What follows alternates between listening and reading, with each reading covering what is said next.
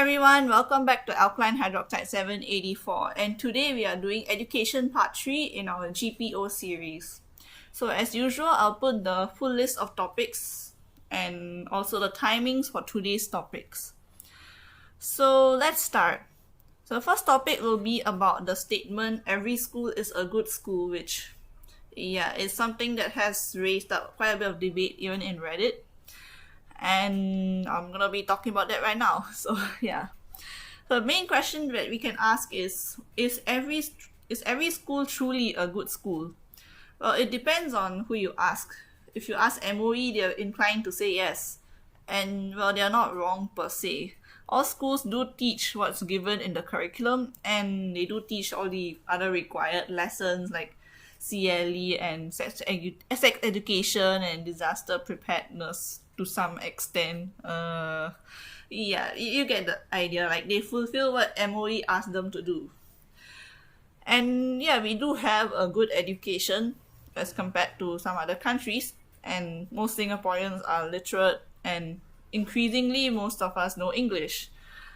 And we do have like a pretty robust system which allows people to take many different paths based on the level of education that they want to attain or the style of education that they want to do.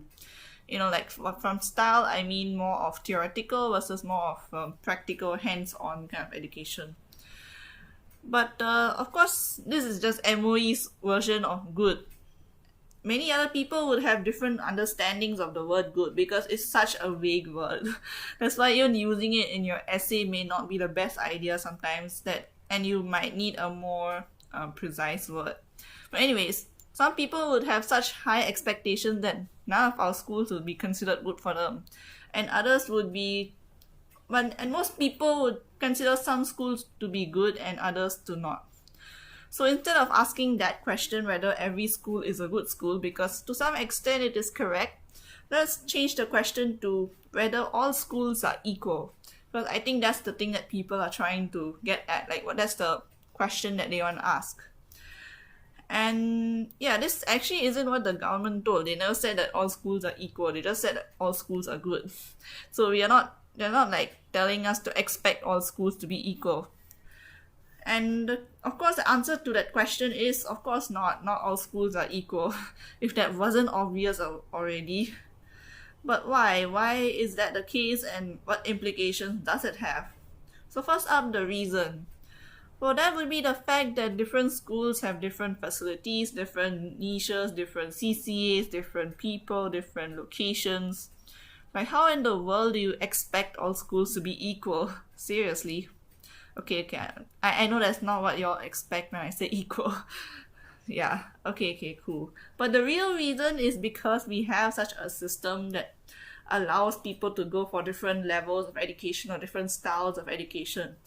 And this actually creates different schools, like not so equal schools in a sense. And by able to take different levels and stuff like that, it could be in terms of meritocracy, aka if you get good PSLE scores or you do well in DSA, you get IP, or you get the idea. Like, higher scores means higher ranked school in general. Or in terms of wealth, because rich people would pay more for tuition so that their kids can get a higher score, or they'll be more willing to go to higher ranked, costlier schools, and other factors like time and interest. Like, how much time do you want to invest in your education and how interested are you in it? So there's many factors that require us to have such a system where not all schools are equal. And is this a bad thing? Well, we'll talk about that later, but maybe I'll give some explanation as to why, like what makes it such that not all schools are equal, apart from this main reason that the system needs a different variety of schools in order to, kind of work for the huge variety of interests and needs of the people. So first thing is that in general, if let's say you're comparing an IP school with a non-IP school, or maybe a neighborhood school for that matter, we can say that IP schools and some of the more higher ranked schools generally have more opportunities. In fact, I wouldn't really argue so much for the education bit itself because we still have a curriculum and we still just learn some stuff. Even though we don't have to do O levels, we still learn some amount of stuff which isn't that big for like it isn't really that much higher or anything. It's only much higher if, let's say, you're in one of the special programs within the school which allows you to take even higher level of education, like a higher level of the subject, for example. So let's say in my secondary school, like RGS, I'm pretty sure the maths that we learned wasn't all that different from like E-maths and A-maths. And the people who actually learned more maths were those who took the Raffles Academy, which is within the school. There's already a bunch of people who are studying even higher, and that's actually just JC maths to some extent. So it isn't really that much different from what everyone else learns eventually.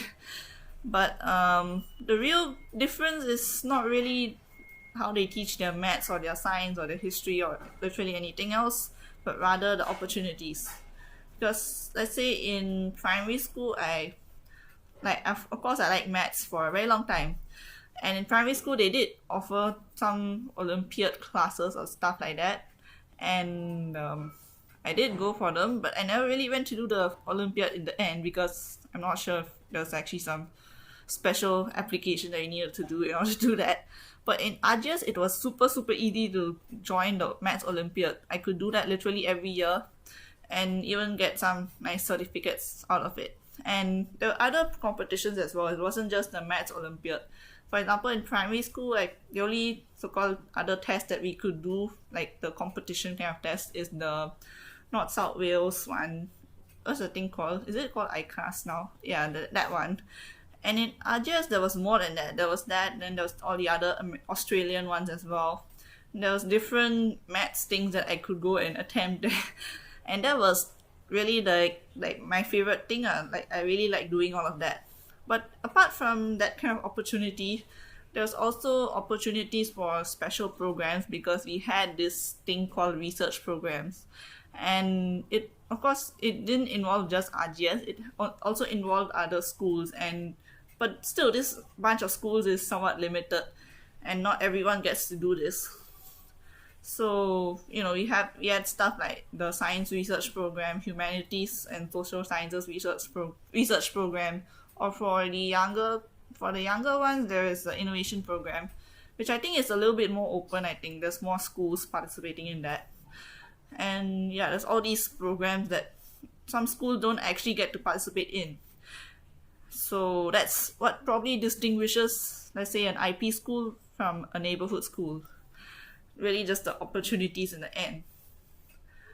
So that's one thing. So the next thing would, of course, like one argument as to why this could be the case to begin with is because in IP schools, for example, we don't have to do O levels. So we don't have to like really seriously spend all our time trying to learn all the O levels syllabus, and instead just learn it once and then test it in the exams, and that's about it. And maybe that's why we probably might have more time for all the other opportunities that come. I'm not sure. I'm not really sure how much time people have in O-level system per se, because they probably would have the same amount of time. I mean, yeah, but it could be one of the reasons why the opportunities are quite limited in terms of the number of schools, because they do take up quite a bit of time to do as well. But anyways, the point is that's still one of the differentiating factors. And then another one is probably the stress level. Is that a differentiating factor? Okay, maybe not the level of stress per se, but what actually causes the stress.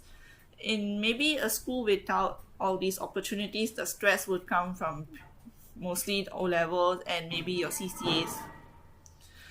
And for people who live in Yishun, I think the stress comes from construction work outside. Okay, that's just a joke. Okay, but in IP schools, the stress level would probably come from the fact that they participate in all these opportunities, and that itself can be quite stressful in their own way, especially if they use up all their time just doing that.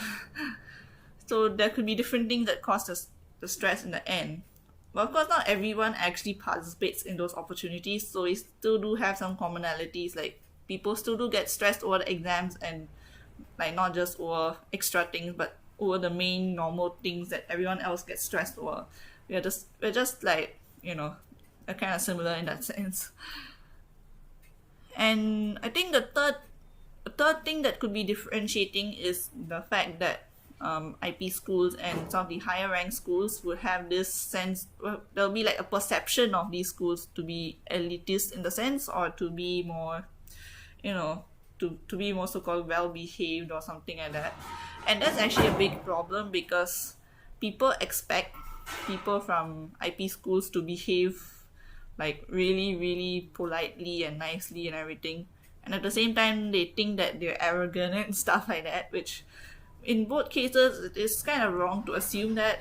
And it can be a bit stressful for some of the students and also stressful for the school administration because like they had to worry about students presenting themselves in public with their uniforms on. And yeah, that leads a lot of trouble in its own right. And I feel like personally, people shouldn't expect students from a certain school to behave in a certain way. They should just expect students to be what students are supposed to be like. Just they have their fun outside.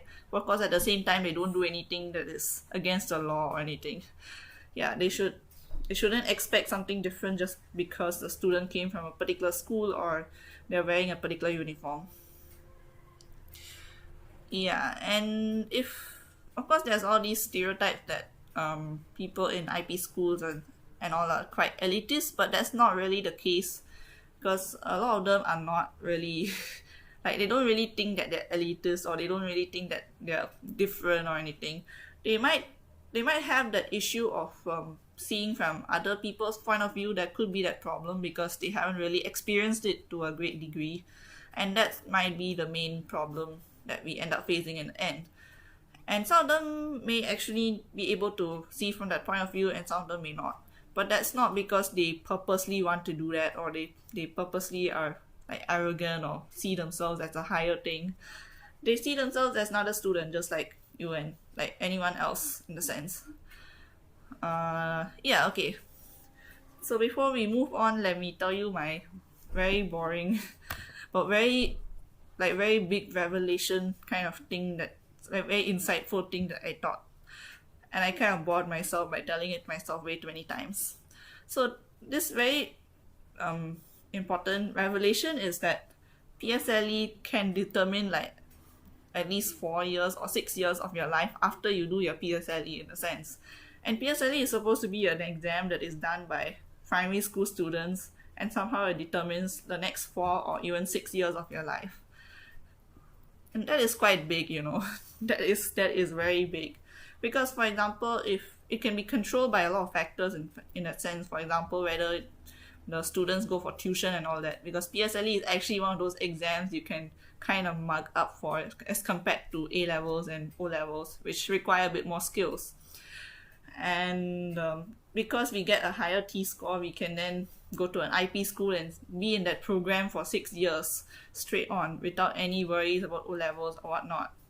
So the fact that PSLE can determine so much of your life is really scary and also very unusual to think about in a sense. Anyways, let's besides the point. So now let's talk about what are the consequences of this so-called differences and differentiating factors in the sense.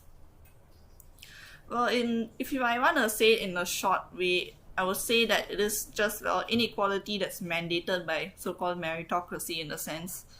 But the thing is, I feel like it is somewhat needed to some degree. Like we need some kind of differentiation to some degree, because if everyone went to like school that are all the same and got the exact same skills, it would be quite like it will be quite meaningless in the sense there'll be quite a bit of competition, and some people may not want some of the skills that they learn in school, or they may not really like some of the lessons, and they may prefer to go somewhere where they teach different things, or they teach slightly, or like they focus less on one thing and focus more on a different thing in a sense, and therefore it wouldn't actually be efficient. So we do need some degree of differentiation, as I mentioned in the more fake reason as to why schools are not equal, as in different CCAs, different niches, different different kinds of different people, different locations, all that stuff lah.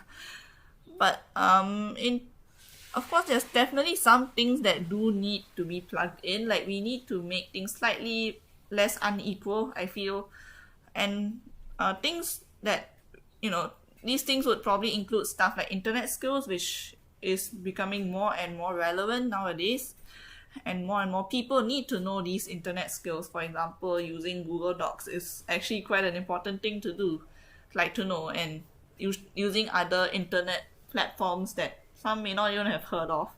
It'd be good if schools actually do cover such things in their education. And also maybe more opportunities in some of these limited programs. I know that maybe like these programs, the limitations of these programs, as in limitations in who they admit, gives this elitist view for like elitist what can I say, perception of these programs. And if we allow more people to join, even if it's not that many people who join in the end, as long as we allow a greater variety of people, it would help to remove some of the elitist perception of some of these programs, and also allow people who end up going to neighborhood schools or lesser ranked schools to actually participate in these programs, especially if they are one of the brightest students in the school. And I feel that would make things a little bit more fair and give more opportunities for those who might actually benefit from them. Because even in AJAS, not like everyone is going to be participating in all of these research programs. Most of them just do a smaller, like within the school kind of research program, which is it's just what is normally done. And by making things more fair, we could allow the students to have more agency in choosing what they want to do, and give them more chance to actually do them, in a sense. So that's the first topic, in the sense of are all schools good schools? Yeah, I guess so to some degree, although some do not actually cover certain things that would be better if those things were covered in all of the schools. But to some extent, all like Singapore schools are generally good, and they do have a decent level of education, which allows Singaporeans to be literate and to be able to understand most of the world to some extent. And yeah, it's pretty decent in a sense. But at the same time, we shouldn't ignore the fact that not all schools are equal, and even though some of the inequality is somewhat required, at the same time you could do with some leveling, make it slightly less unequal in the sense. Okay, so moving on to the next topic, which is a bit confusing in the sense. Basically, the question that I'm asking here is the competitive landscape in Singapore, like the fact that we have a competitive landscape, require us to have a very stressful school system? So that's the question that I'm actually trying to ask here. Or can we actually afford to be more like relaxed in the sense, and still be able to maintain a competitive landscape? I actually realize I don't really know how to answer this question at the same time. And I'll just try my best to help you a little bit by explaining some of the the factors that are involved in this. Okay, so we all know it. We Singaporean students are stressed to no end. We see all of the rant posts on SG exams, the news articles on stressed students and suicides. Oh no, that alliterated too well. And the videos of stereotypical kiasu parents expecting the best grades from their kids. But really, do we need this incredibly competitive study system? Well, I mean, it could be a mirror of the competitive work environment. Like maybe we could argue that this prepares us for the competitive work environment. But is it completely necessary to do that? Like, can we just wait until we actually go to work to feel competitive? Do we have to be competitive all our lives? Yeah, but the problem is, we have to face this very important fact, which is that no matter what we do, even if the government decides to ban band all the PSLE scores into bands, like how O level has bands, and also try to remove all the what's that class banding, like the thing where they segregate the primary school classes from P3 onwards. Well, there'll always be some stress, associated with a school system that has national exams, which determine which school you go to. It is meritocracy at its finest, and it's also the root cause of a student's stress in general. Even if their parents aren't going to stress them, the fact that others, they had to actually do well in order to go to a school that, it seems higher rank, is already a stressful fact in a sense. It's a stressor of its own. And like I mentioned earlier, that's the PSLE score literally determines at least 4 or if not 6 years of your subsequent school life. If you do well in PSLE because you got some extra tuition, you can then be in an IP school for the next 6 years of your life, which is crazy if you think about it. And yeah, that's the main truth that we have to agree with first of all. So is it necessary to have a stressful system? Well, the answer would come down to the signs of stress, because if we aren't able to remove the stress, then what can we do about it? Or if we need a certain amount of stress, what can we do about it, in a sense? So stress, well, it is caused by stressors, right? That's too circular. But what I mean is that humans do face stress from a variety of factors, whatever they, trying to fulfill their needs and trying to fulfill their desires as well.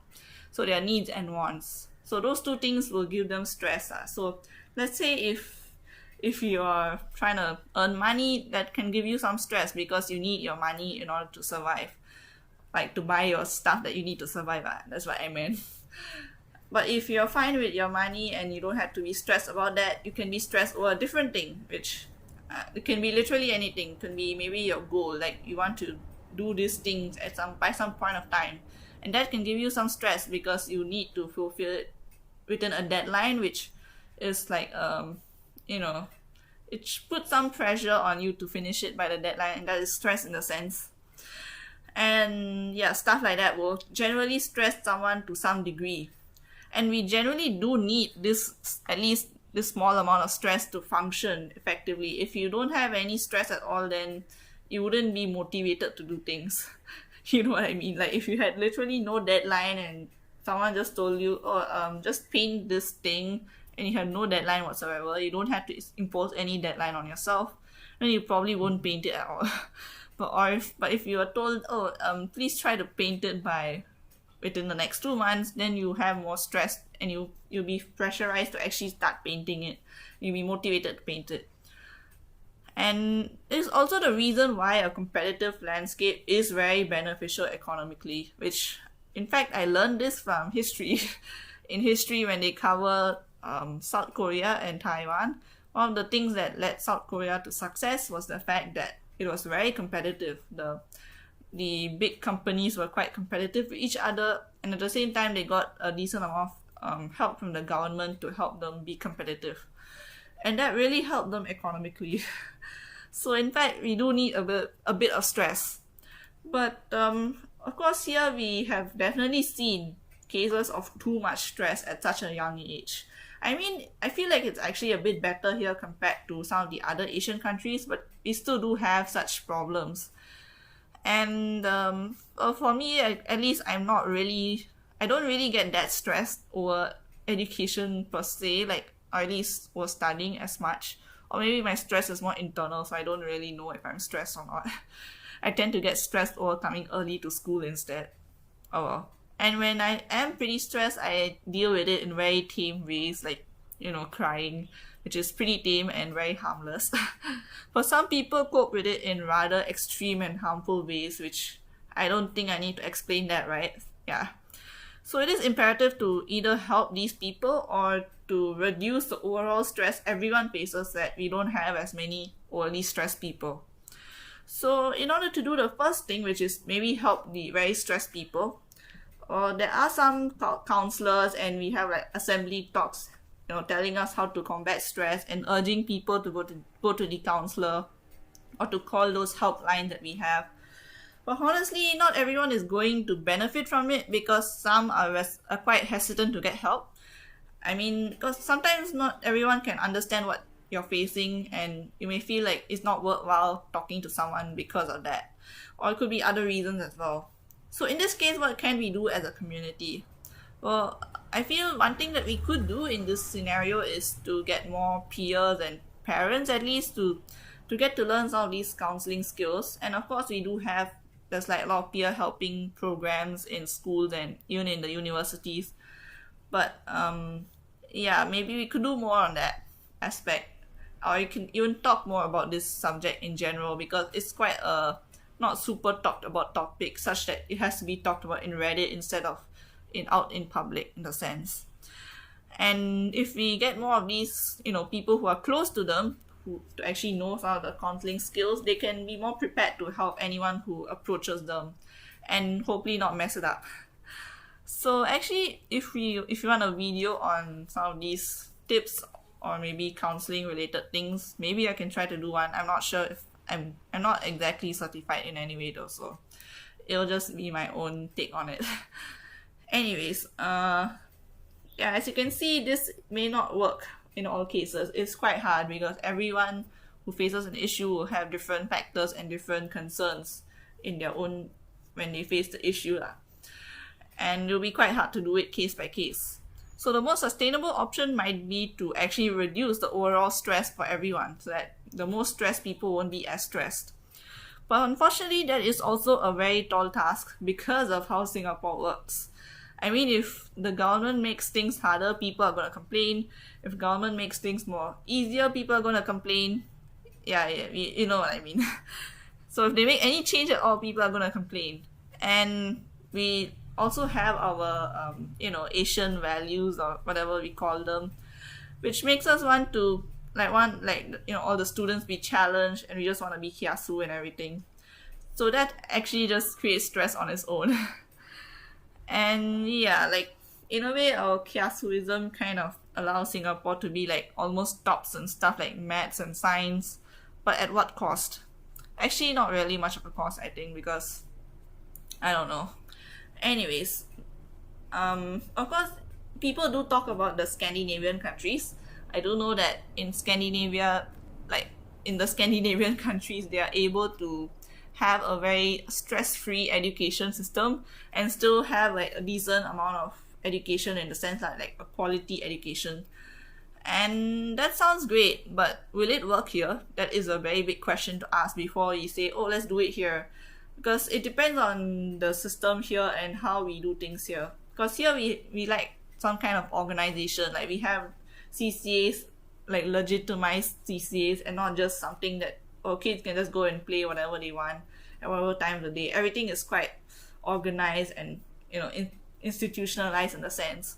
So having a Scandinavian system here may not work because of the fact that we are quite organized, and their system might have a bit more flexibility and not so much of, oh, there's a CCA, you join this thing, that kind of thing, or there's a exam, you must do this in order to do that. So for us, our system works for us because that's just how, that's what we're familiar with, that's what we have tried and tested it for many years. And we should instead look at a solution that might work in Singapore specifically rather than just, say, oh, let's follow the Scandinavians or let's follow another country. And instead, we can look at a system that might be very close to ours, but maybe is, less stressful than ours or something like that, which honestly, most of the other systems in Asia are quite stressful or even more stressful than our system. So, and the ones which are less stressful are generally not considered as quality sometimes. I don't know, it kind of depends. So, there isn't really much that we can do concretely right now, but we should probably discuss this in greater detail and maybe think of the best ways to make the system a little bit less stressful while still maintaining what we value as a society. Okay, so that's for that topic. So the third topic will be on tuition. Yes, I literally labeled it as tuition woes. Oh well. So the first question that I can ask is tuition necessary? Or depends on who you are. Well, there are some who do require it. There are some who have troubles following in school, and um, they might require tuition, even if they're, and for some, maybe their teachers are able to help them and they don't really require tuition. But for others, like the teacher may not be able to help them, or even if the teacher tries, they still can't get the material and they require tuition. So let's say it is definitely necessary for some people, and but like for the rest of the people, is it necessary? Not really, but it is a business, so it exists. That's the reason why it exists. It's a business. You can make money out of it, so it exists. That's the real reason why it exists. Okay, why did I just say that so many times? Okay, anyways, so because tuition is a business and it makes a lot of money, some people aren't able to afford it. I guess that was pretty obvious. So for those who can afford the tuition but are actually probably the ones who really do require the tuition, there are some programs that are like, free tuition programs, and they are run by students who are older than them and are probably doing it for their CIP or VIA or whatever you call it now. I don't even know anymore. They do it for their VIA and they try to teach them some maths and stuff. Actually, this is the more interesting thing to ask, actually. So do these things work? Do they actually work? That's a very good question, because actually, why am I saying it's a good question? I literally asked it myself. Okay, anyways, so this question is actually very interesting because, no one really questions whether these programs work, right? Like, they just have it, oh, look, we are helping the younger students to learn. Like, we give them some free tuition, maybe they'll do better. But honestly, we should know whether it works, because if it doesn't work, we're literally just wasting their time. We're kind of wasting their time if it doesn't work. Or we need to figure out a way to make it work. And the reason why I asked this question is because I did do something like this one time, or more than one time, I guess. And I realized that it is harder to teach tuition to kids than you expect it to be. And I'm not even sure if the kid actually gets what we are teaching them, or whether they retain that information or that particular stuff that they learned. So that's one thing that we need to consider, whether the students actually learn what the older students tell them. And the other thing to consider is whether the older students are actually good at teaching to begin with. Because for a normal, like for people who want to be teachers, they have to go through an education that is specifically for teachers. Like, they have to learn how to be a teacher. So not everyone is going to be good at teaching. That's the main point I want to say. And even those who are generally good at teaching, they may not be really sure how to approach a primary school kid or a secondary school kid differently. Like, they may not be sure on how exactly to teach them. And this will be even more the case if, let's say, someone like me is trying to teach a primary school kid, because I'm already in university and I think like a university student. And it'll be quite hard for me to think like a primary school student again and, tell them, oh, okay, so this is how this works. And if I'm like the very impatient kind of person, I'm more likely to get frustrated over the fact that the primary school student doesn't understand maybe 5 plus 5 is 10 or something like that. There are some people who don't actually know that, so okay, cool. But or certain other primary school concepts that they don't get it, and we just feel frustrated over it, and we don't know how to make them get it. And when I try to go back to basics and teach them again, it sometimes works and it sometimes doesn't work, and I don't even know if they get it. So as you can see, there's actually a lot of challenges to having these free tuition programs actually work. And I feel like people who participate in these programs, like the people who are going to be teaching the kids, need some help as well. Like, they need to know how to teach them effectively. Otherwise, it's not going to work, and the little kids are also kind of just really bored and not really able to get much out of the lesson, and they just feel really sleepy after it. Yeah, so we need a little bit of a improvement of so-called free tuition programs, especially if they are done by students themselves. Like, we need to help the students do the program well. Anyways, so for those who are able to afford tuition, Well, some of them only go for one, some of them go for many of them, which uh, I don't know how I did that in primary school, but yeah.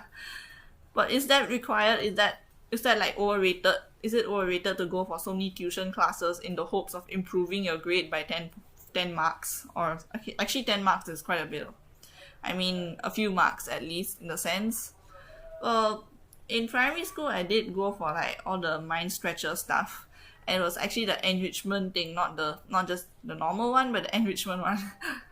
And I would honestly say that it actually helped me to do even better than what I would normally do in a sense, because it helped me to recognize that, oh, there's some special questions even before I learned about it in school, which is big. And that is one of the causes of inequality, and that's why I say that, the fact that PSLE can determine the next 4 years of your life is crazy, because it's quite easily manipulated by this. Like, if you go to tuition and you learn about these extra things, then you're more prepared for the exam, no matter what. No matter how hard you study, sometimes you're more prepared if you either look at the workbook and you see, oh, there's this kind of question, or if you go to tuition and you encounter a greater variety of questions. So yeah, like, not sure how to really talk about it in a really great detail, but there's this very important point to take note of. Anyways, but yeah, in most cases, sometimes you don't actually need tuition, because in primary school I had mind stretcher, but in secondary school I only had like tuition for one subject, and it was more like it was quite lax. So yeah. And in A levels I didn't use tuition at all because I can study. So yeah, okay, cool. Which means I probably didn't need to have tuition in primary school itself, or did I? I don't know, not sure. And some people would ask on Reddit, okay, do I need to take tuition for this subject? And I can say, not really, unless you're really, really struggling with the subject, you don't need it. Like, and that's my opinion on that subject. So yeah, that's my advice. If you are struggling with a subject and it's because you didn't study enough, then please do that first. Or if you don't understand the topics enough first, then ask your teachers. There's already so many resources out there. If after doing all of that you cannot do well, or you still are super super struggling, then you can take tuition. If you're getting like C's and B's, then you may not actually need it. Yeah, so please don't do it unless you really really need it, because you're just gonna spend a lot of money on it. Anyways, so that's on tuition woes, I guess. So yeah, like, that's the main thing I had to say. Because tuition actually does cause quite a bit of stress, because parents pay the money, then the students have to do extra homework because of the tuition and go for the tuition at a particular timing, which is quite like an extra thing on their schedule. And there's a lot of extra stress that comes from having a tuition. And it may not be necessary to actually have all of that stress when the schools themselves do give quite a fair amount of resources to help you study. And there's even free resources online, like YouTube videos and things like that. So yeah, do consider that first before you take tuition. Anyways, yeah, that's pretty much it. In For the sub conclusion of this whole thing, we would say that, like, the system is quite stressful, and there's many inequalities that exist in the system, and it's up to you to navigate that for now, and maybe think of ways to reduce the inequality while still maintaining the competitiveness and the quality of the system. Okay, I hope you found this video useful. Do look forward to part 4. I don't know when it will come, but it will come. And with that, I would like to say thank you and bye.